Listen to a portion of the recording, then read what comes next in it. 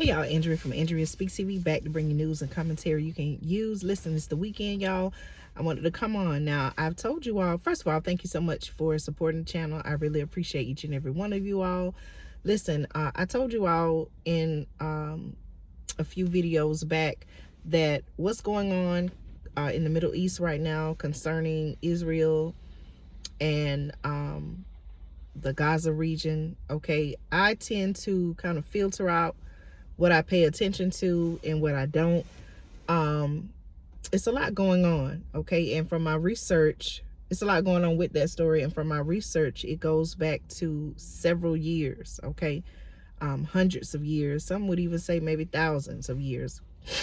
And so, I kind of filter, out because it seems like they want us to focus on that as far as headline news, okay? And I know not to say that I don't feel like that's important, okay? That's not what I'm saying, but I know that there are more urgent issues here in America that could directly affect, communities that is more of a priority, okay? In terms of learning what's going on, making a plan to prepare and, protect myself and family. Well, listen, y'all, I came across a headline. Here on the channel, I talk about food shortages, the need to be prepared, making sure you have emergency food supplies, survival needs. Well, there's one story that I came across concerning what's happening over in this particular area of the Middle East. And I want to share it with you and get your thoughts, okay? I came across an article.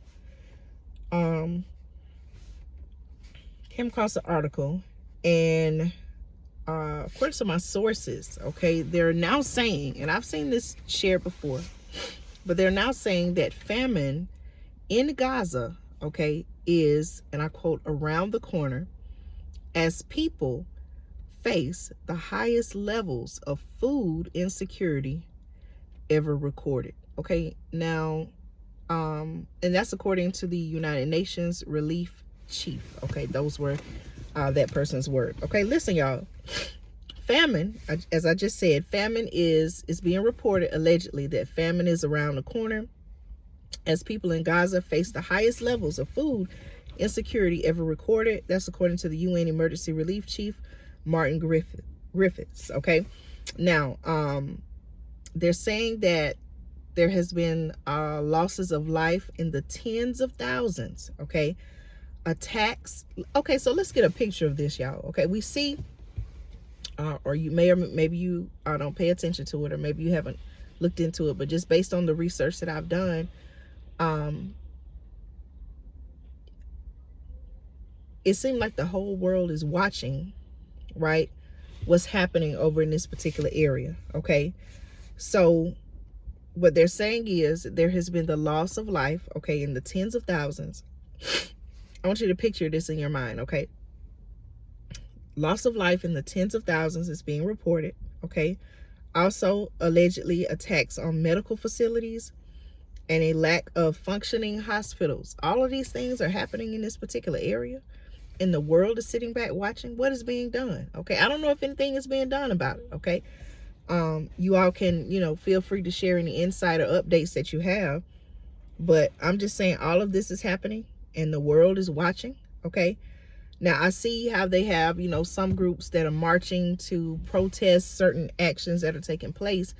And I see that those groups are, in some cases, that they are stopped, or there have been arguments about should they be allowed to do this or should they be allowed to do that. But is this the reason why some groups are protesting and marching? Okay, let me just tell you what's going on, y'all, okay? I'm not here to shape your opinion about anything. I'm just simply asking the questions. You mean to tell me that all of these things are going on and the world, okay, or nations or countries of the world are sitting back watching? Listen, y'all, okay, so tens of thousands have lost their life.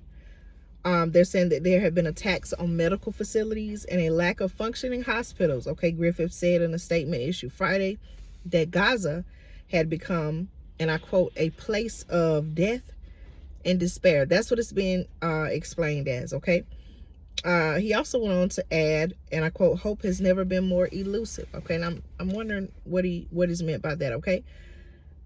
They're even saying that a public health disaster, okay, is unfolding as what they call infectious diseases spread in overcrowded shelters as sewers spill over.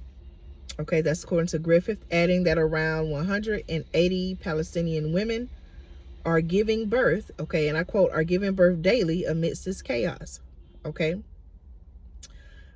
He also went on to say that Gaza has simply become uninhabitable.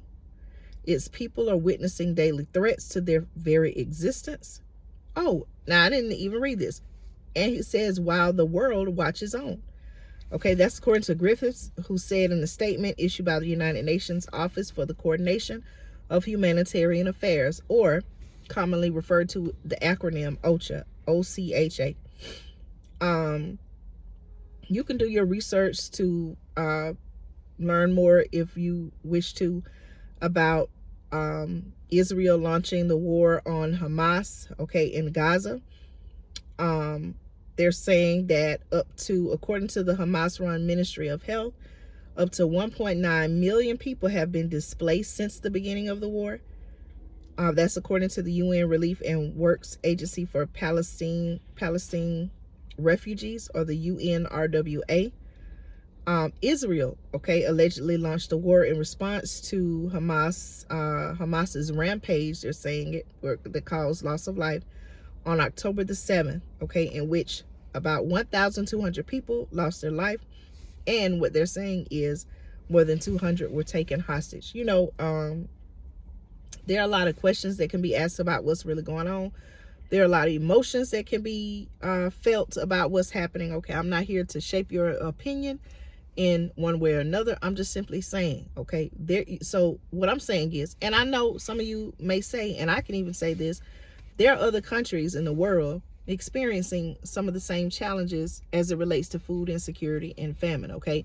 This just happens to be one particular area that is in the headline news now, okay? And like I said,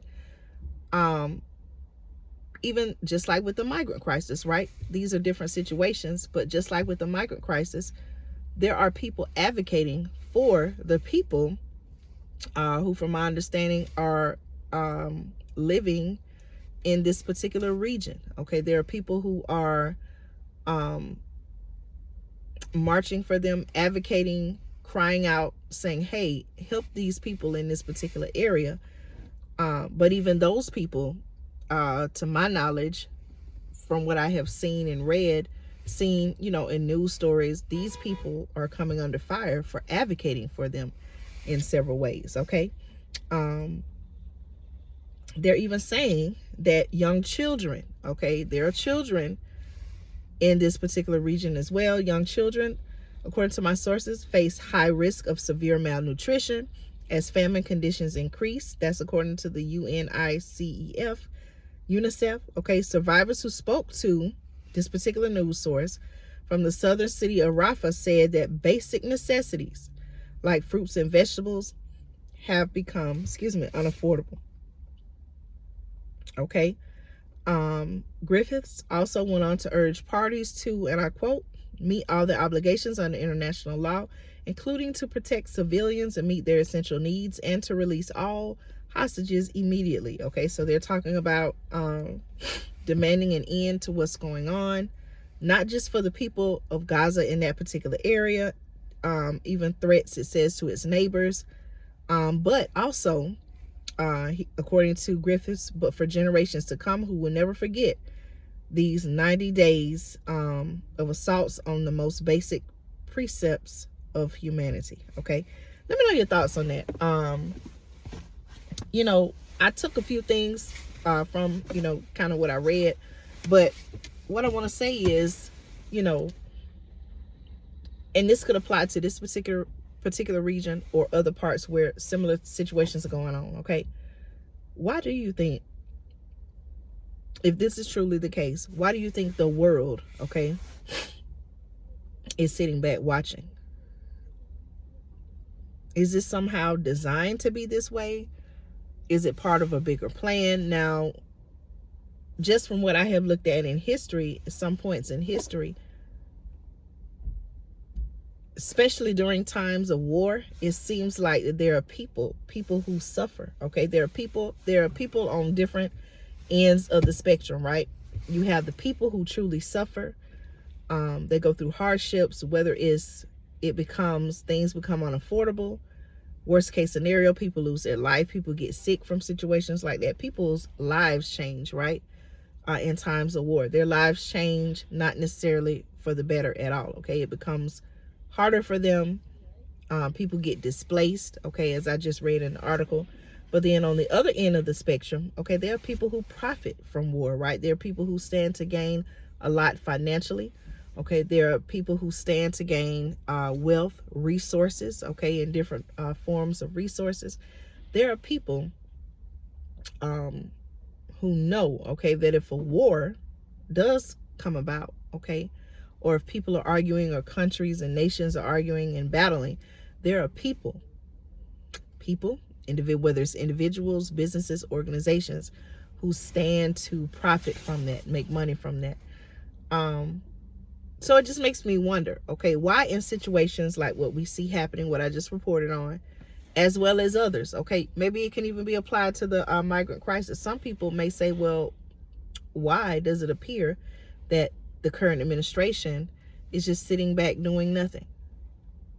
What do people truly stand to gain from something like that, from people suffering? Whether it is the people in terms of the migrant crisis now, what do people stand to gain from people suffering? Whether it's the migrants coming, battling harsh conditions to get here, risking their lives in many cases, putting their lives on the line to leave whatever situation they're leaving, travel many miles to cross the border and come here. And then what about also the people in those local communities to where the migrants are being, transported? So I just wonder, why would the world sit back and watch that happen? Okay, let me know your thoughts, y'all. Just a conversation. Okay, take care, be blessed. Listen, I'll be recording another video. I'm about to run some errands. It is rainy here where I am. It's supposed to be in some parts of Georgia raining.